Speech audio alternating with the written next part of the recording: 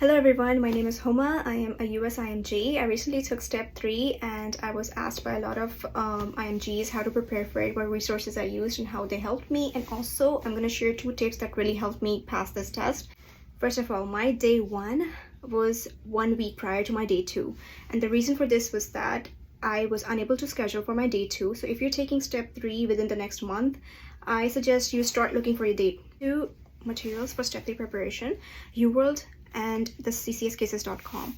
I suggest you start your CCS cases as soon as possible in your preparation. I made that mistake. I did not do that, but it helps you a lot in solving BCQs, solving multiple choice questions that they give you on day 2. So CCS cases help you a lot. So start as early as possible. I was unable to finish ccscases.com cases. If you can do 50 to 70%, it's up to you. Do as many as you can. I wasn't able to finish all of them, but they still helped me. They actually show you what you missed out, which test you missed out, which is very important. So CCS cases are actually gonna help you out in ruling out things. So they want you to order certain tests when it's a trauma, it's an accidental trauma or something like that. They want you to, they want to see that you actually ordered CT scans. If it's a cancer, they want to see that you actually did some scans to rule out any metastasis. So CCS cases is going to help you in that. UWorld interactive cases, on the other hand, I found them very good in telling me the sequencing of the orders. Sequencing of the treatment, I found it very helpful in that. I did all of the interactive UWorld cases and some of the CCS cases, which I regret. I wish I had done more of those cases. Just start earlier as soon as possible. And also the UWorld questions. The style of the day 2 for step 3 was very much similar to UWorld for me. Day 1 was kind of different and it was very difficult for me to solve those questions because all of the multiple choice question, the answers to all of those was very similar to each other. However, day 2 is gonna save you. So if you have a bad day 1, trust me, your day 2 is gonna save you. So don't panic, just believe in yourself and keep preparing. So the day 1 questions, although they were difficult, but the pharma questions, the micro questions were not difficult for me. They were very straightforward, and I would, if you want, you can, it's up to you if you want to do first aid, step 1 material. I personally did not, and I was able to do those questions without looking into first aid. So my step 1 related questions in day 1 were mostly micro. And micro, you don't need to do the entire first aid. Please don't do that. Just know which bacteria, which toxin causes certain things, which virulent factor of certain virus would cause the virus. So you need to know which factor of that bacteria is causing that thing and which test would you order for that. So that's the most of the questions that were related to step 1 of first aid.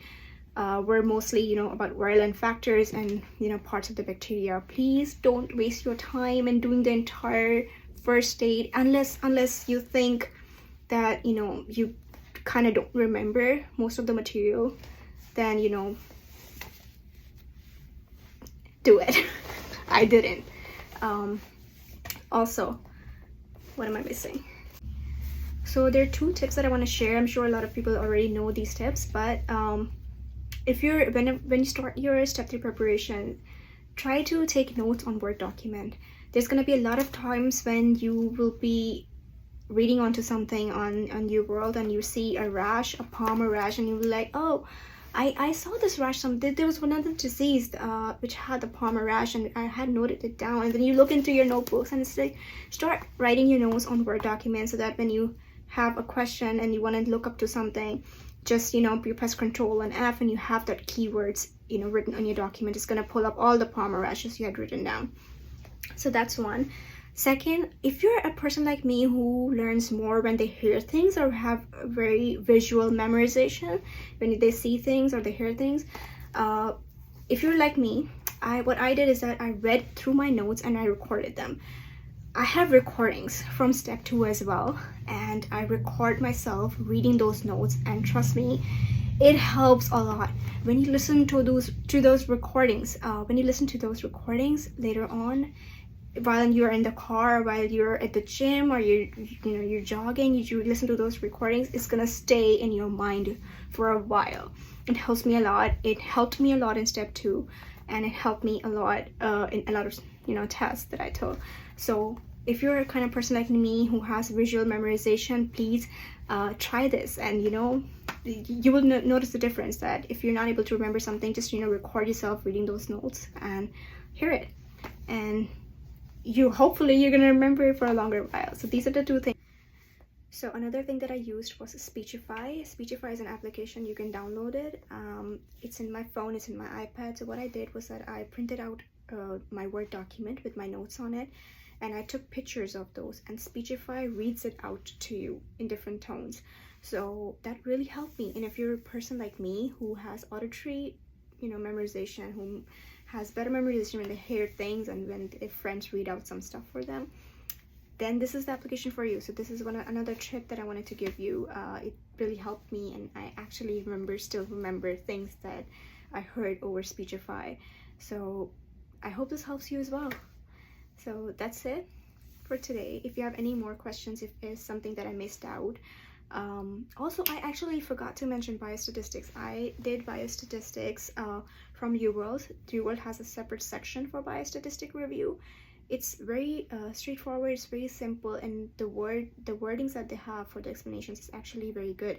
So it's not something that you would get tired. Usually biostatistic questions and drug ads are usually very tiring, but the review, UWorld biostatistic review, is very straightforward. It's very good and very neatly written, as in the language is easy to understand.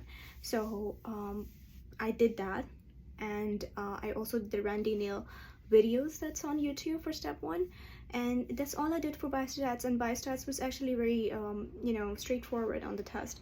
I did not have any biostatistics on day 2, so day 2 was free of biostats, which was a good thing. So that's it for today.